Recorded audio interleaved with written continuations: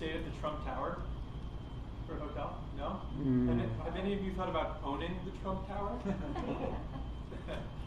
I have as well. And my job as an acquisitions analyst is to underwrite and better understand whether purchasing the Trump Tower is an effective investment for my investors. So there's three things you need in order to purchase the Trump Tower. Any guesses? Money. Money. And money. The first thing is money. So I work on a team. I'm personally on the acquisitions team. However, the first team that you need is an investor relations team to work with high net worth individuals, college endowments, and a number of other wealth sources to acquire that money in order for us to do our job and go find those buildings, those Trump Towers to purchase. The second thing you need is an acquisitions team, which I serve on, is to use that money and go find the properties that you think will make money for those investors who entrusted you with their money. And the third thing you need is an asset manager, someone to go to these properties and manage them and make sure that they're operating effectively and they're progressing and that the business plan is coming to fruition. You also need accountants, such as Craig. So for my job, I travel a lot. However, if I were to look at the Trump Tower, I would just get on a bus and go down the street, the 65 bus. And the first thing I would evaluate is what has this building sold for previously? And that would kind of set a benchmark depending on how Financial Times are doing. Because now we're for example, now real estate is doing extremely well and the economy is booming.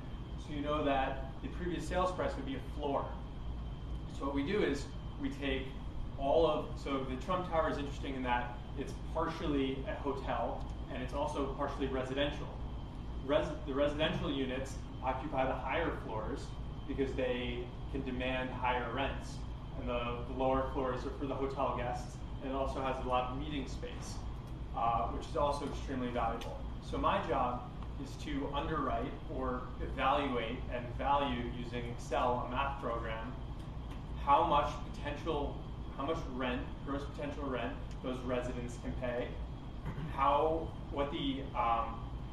we'll take it in sections. The first step is to evaluate how much gross potential rent the residents can pay. So I have to understand how many rooms the tower has. I have to understand what competitive rents are and where my building stands in relative to those competitors with regards to rent. And I also have to consider how far I think I can push rents before tenants start to leave. What's interesting in multifamily, as we call it, or apartments, is that there's a 50% turnover rate per year. Can anyone guess why? Rent is too high. You want it to be around 50% because if you're not experiencing enough turnover, you're not setting your rent high enough, which is really interesting. So my job is to evaluate how to hit that 50% mark. So the Trump Tower actually sets the bar for highest rent in the market, and you have to understand how high you can push that. So I evaluate all of that, and I include a vacancy factor. I include a loss to lease factor, which is really just I set the gross potential rent, meaning the top rent in the market, and then rollover throughout the months. So those people who aren't at peak rent during that month, you lose the incremental income. I'll explain that later. So my job is to sum all of that up and evaluate the expenses and understand, and then project that out moving forward. I would project approximately 3% growth per year because that's in line with inflation. But if I think that, and then I also have to consider new apartment supply in the immediate market because that's a risk of people leaving if there's similar quality product coming in. And then I project that out, and that'll be my net income section for apartments. And then I'll do a similar procedure for the hotel, except there's different metrics for hotel. Hotel is the most lucrative investment, is a more lucrative investment than multifamily if it does well, because you're renting that room at a high rate, at the highest possible rate per day, whereas apartment is per month or year, because you usually sign an annual contract. So there's a few metrics that I'll explain to you.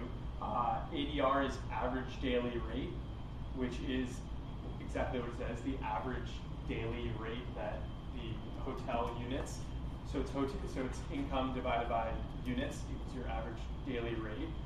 There's occupancy, and then there's revenue per occupied room.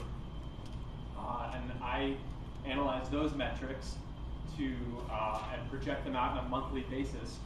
Hotels undertake different occupancy rates and different have different occupancies and charge different amounts per month. For example, in the summer, the Trump Tower rates are much higher than in the winter, just purely due to demand.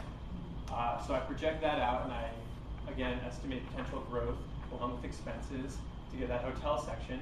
And I also project out meeting space occupancy, how many corporations such as ourselves. We had our holiday party there this year.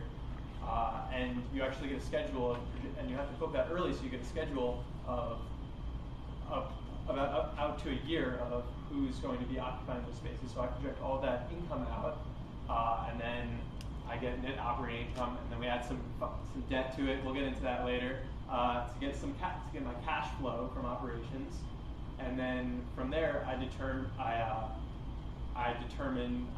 basically discount that back at a discount rate, and I determine the value of the Trump Tower, and then I would place a bid against other competing bidders for that amount, and we'd see where we would come out. But we basically back into that discount rate depending on our return spectrum. And I have a couple minutes. I'll explain the three different types of return spectrum. There's core investors who would buy the best-in-class building in a market, such as the Trump Tower, any office in New York, the best in class anywhere. And there's a lot of international money coming into the U.S.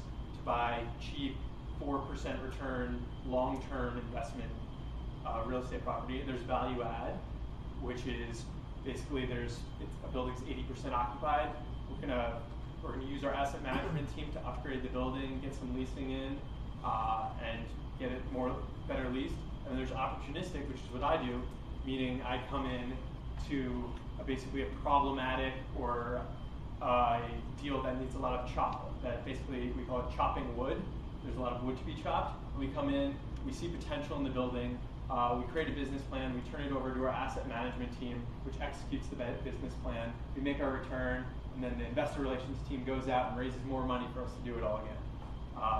So thank you all.